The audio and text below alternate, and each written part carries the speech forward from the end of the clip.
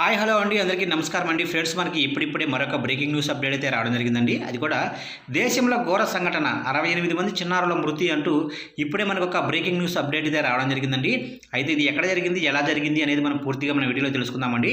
Video మాత్రం ఎక్కడ skip చేయకుండా చూడండి ఫ్రెండ్స్, అప్పుడే మనకి పూర్తి సమాచారం అయితే తెలుస్తుంది. ఇక ముఖ్యంగా వీడియో నచ్చినట్లయితే లైక్ చేయండి ఫ్రెండ్స్. లైక్ చేయడం వల్ల మనకు తెలిసిన ఇన్ఫర్మేషన్ మరికొంతమందికి అయితే రీచ్ అయ్యే అవకాశం ఉంటుంది. ఇక లేట్ చేయకుండా టాపిక్లోకి వెళ్ళిపోదాము. ఇక్కడైతే చూడండి ఫ్రెండ్స్, చాలా దేశాల్లో దగ్గు, జలుబు సిరప్లు తీసుకుని చాలామంది చిన్నారులు చనిపోయినట్లు చాలా చోట్ల కూడా విన్నాము.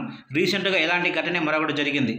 భారత్లో తయారైన దగ్గు సిరప్ తాగి 68 మంది చిన్నారులు మృత్యువాత పడిన ఘటనలో ఉజ్బెకిస్తాన్ సంచలన తీర్పు వెలువరించింది. ఈ కేసులో సింగ్ రాఘవేంద్ర ప్రతార్ అనే భారతీయుడికి 20 ఏళ్ల జైలు శిక్ష విధించింది. ఇక ఉత్తరప్రదేశ్కు చెందిన మారియన్ బయోటిక్ ఫార్మాటికల్ కంపెనీలో ఈ దగ్గుమందు తయారవుతున్నట్లు తెలిపారు అధికారులు. మారియన్ ఫార్మాకు డిస్ట్రిబ్యూటర్గా వ్యవహరిస్తున్న క్యూరామాక్స్ మెడికల్లో రాఘవేంద్ర ఎగ్జిక్యూటివ్ డైరెక్టర్గా పనిచేస్తున్నారు. అయితే నిందితులు పన్ను ఎగవేత, నాసిరకం లేదా నకిలీ మందుల అమ్మకం, కార్యాలయ దుర్వినియోగం, నిర్లక్ష్యం, ఫోర్జరీ, లంచం వంటి నేరాలకు పాల్పడ్డారని కోర్టు అభిప్రాయపడింది. అయితే ఈ సిరప్ దాగి ప్రాణాలు కోల్పోయిన 68 మంది చిన్నారుల కుటుంబాలకు $1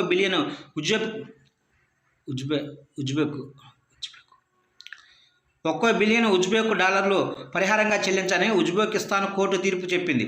ఈ దగ్గుమందు వల్ల భారత్లో కూడా 2019 నుంచి 2020 మధ్య 12 మంది పిల్లలు చనిపోయారనే ఆరోపణలు కూడా ఉన్నాయి. అయితే వీటిని తయారు చేసిన కంపెనీలు మాత్రం ఆరోపణలను కొట్టిపడవేస్తున్నాయి. చూశారు కండి, మొత్తం మీదుగా ఏదేమైనప్పటికీ దగ్గుమందు వల్ల దాదాపుగా 68 మంది చిన్నారులు అయితే చనిపోయినట్లుగా తెలుస్తుంది ఫ్రెండ్స్. మొత్తం మీదుగా చూసుకున్నట్లయితే ఇది ఒక ఘోర విషాద సంఘటన మనం తెలుసుకోవచ్చు ఫ్రెండ్స్.